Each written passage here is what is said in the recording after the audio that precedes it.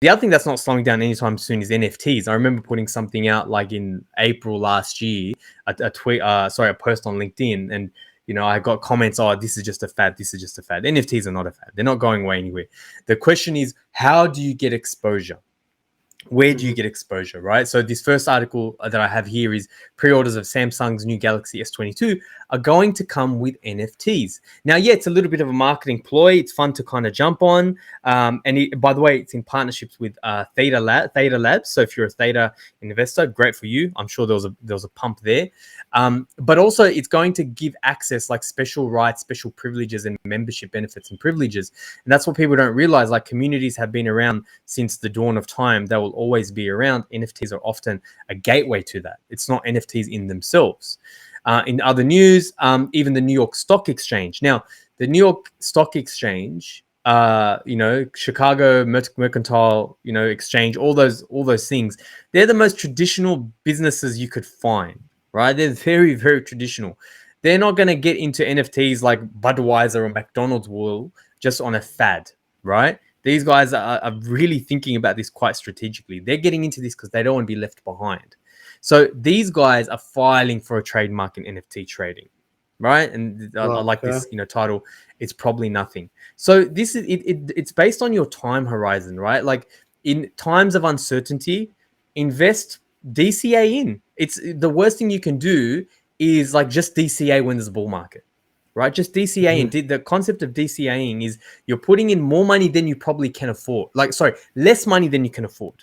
So if you can afford to put in $500 per month, maybe you're putting in $200 per month, right? And you're doing that consistently.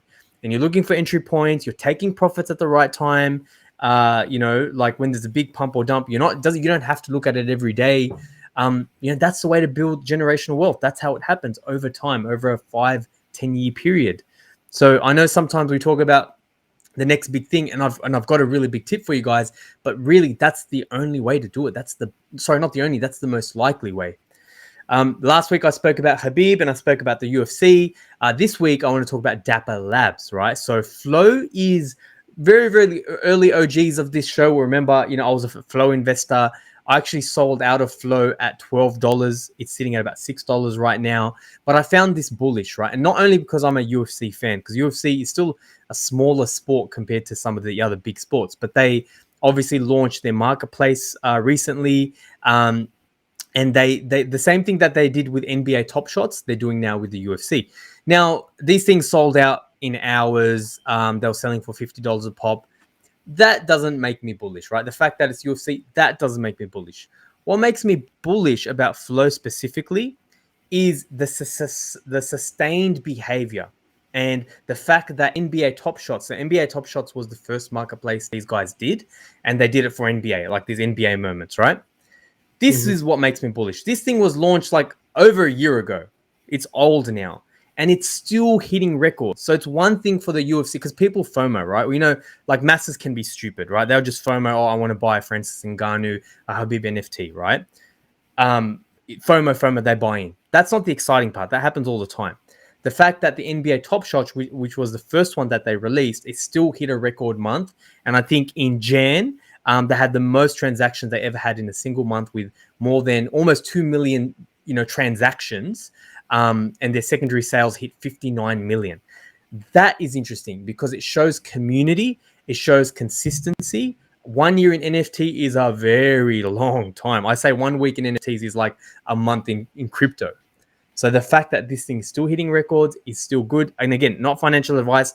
I sold it out at $12. It's sitting at about $6 right now. I'm not an investor, so I'm not going to do any analysis on this today. But just something to look out for. If you one thing I will say, NFTs are not going anywhere. What you need to figure out is if you want exposure, where you get exposure. Now, the easiest, laziest way to get exposure in NFTs is just invest in spot ETH. It's got the best risk and reward, not financial advice. It's always going to go higher than, like, when Bitcoin goes 10%, it will tend to go higher. It has more room to grow, and it's also not going to crash as much. And Ethereum, it probably isn't going away anywhere in the next 10 years. That's probably the laziest exposure you can get to NFTs. If you want to get more, I guess, specific, then, if you're into, football, right? You might look at socios, or you might look at some other, so I guess I'll leave that to you guys. But the question you got to ask yourself is, do you want exposure to this? Do you believe in this?